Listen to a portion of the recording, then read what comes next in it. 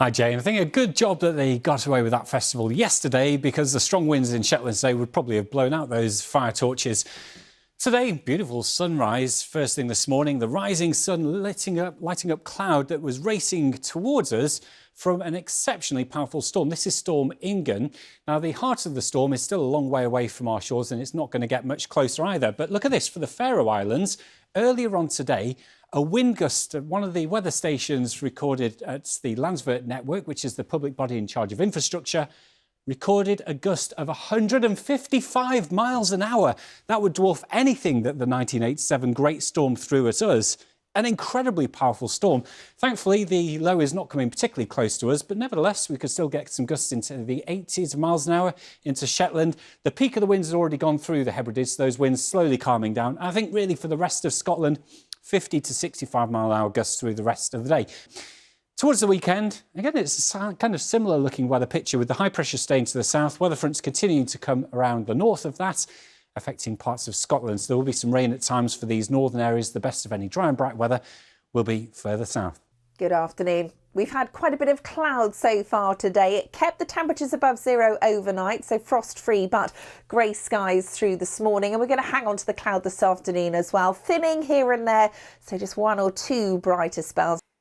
Hello again. I hope you had a lovely day. Did you spot any of these? Nice one, Ruth. They are clearly a sign that spring's on its way. The last night of January tonight got a bit of rain, but tomorrow, for the first day of February, a brighter setup, feeling a little bit cool, and then Friday and through the weekend, quite mild. There's a fair bit of cloud for you to endure, but maybe a little bit of rain here or there, light rain or drizzle, but not expecting anything too heavy at the moment. So Friday is likely to be a slightly duller start. And there you go. If you like cloud, this is one for you. It doesn't look particularly cheery, but as I said, not too wet, maybe a bit here or there, and temperatures should help to compensate. Cheerio. Not a dry end to January across the north of the UK. We've seen some heavy rain, but also some really strong winds, gusting close to 80 miles per hour in Shetland. Have a look at the temperatures. Remember, it's early February by this stage, 12, 13 or 14 degrees, so well above the average for the time of year. We stick with that mild weather through the weekend, highs of 12, 13, 14 degrees, but it will often be cloudy and there'll be a little bit of rain at times. As we look ahead to February tomorrow, and I think as we were talking about earlier with dry January, I'm sure some people are looking forward to February. I'm sure some people are. A friend of mine messaged me, Riz, this week and said, can I put all the winter jumpers away? Has spring arrived because it's been so mild? I said to her, absolutely not. Far too early. It may be that something colder returns later in February. Okay. But not in the short term, as I'll show you in a moment. And today, well, it's been a pretty cloudy affair, rather mild out there for the most part. We've seen a little bit of sunshine peeking through. That was how it looked for a weather watcher in Battersea earlier on.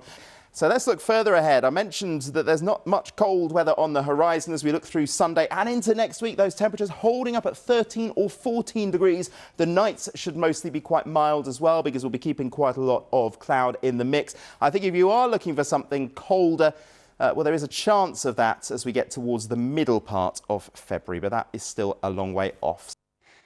Hello there. We've seen some very strong winds across northern areas of Scotland today, and with those severe gales came some pretty big waves pummeling the coastline of Shetland. But it wasn't Shetland where the strongest winds in this storm were. No, they were in the core of Storm Ingunn, and that mowed straight across the Faroe Islands to our northwest. Now, Landsvert is the public authority that runs the infrastructure in the Faroe Islands. They reported a gust on one of their weather stations of 155 miles an hour in relatively well-sheltered Tórshavn. We had a top gust of 120 miles an hour there in the capital of the Faroe Islands. Thankfully, those really powerful winds stayed well away from our shores. We had a top gust of 75 in Lerwick, and not far behind that in the Highlands and the Hebrides. February starts tomorrow, the month when people start looking for signs of spring, but which so often delivers a wintry kick in the teeth instead. Alex is here. So, Alex, what are the prospects then?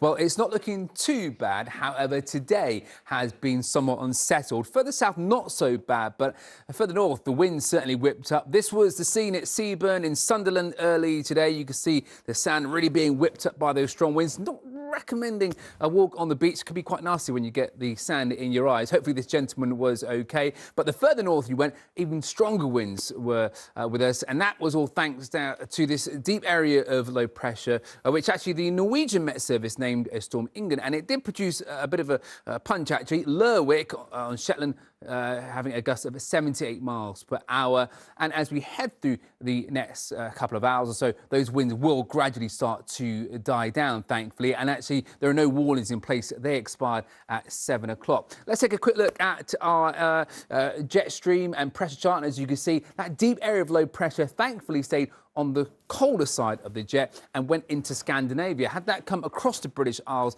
it could have produced quite an impact because it is going to be quite strong as it makes its way further into Scandinavia, Norway in particular. As we head through the coming days, there will be a fair amount of dry weather, and there's even some bright spells to look forward to on the 1st of February. Let's take a look. Well, as we head through the rest of this week, there's still some fairly strong winds coming through at times. Dry for many of us, particularly the further south you are, and it will be feeling a little milder as we get towards the end of this week, creeping into the weekend. Temperatures are likely to be up at 14 degrees Celsius, above average for the time of year. So a little calmer as we head through the next few days. As I say, some sunshine for the start of February. All right, chilly but bright. I'll take that, Alex. Thank you.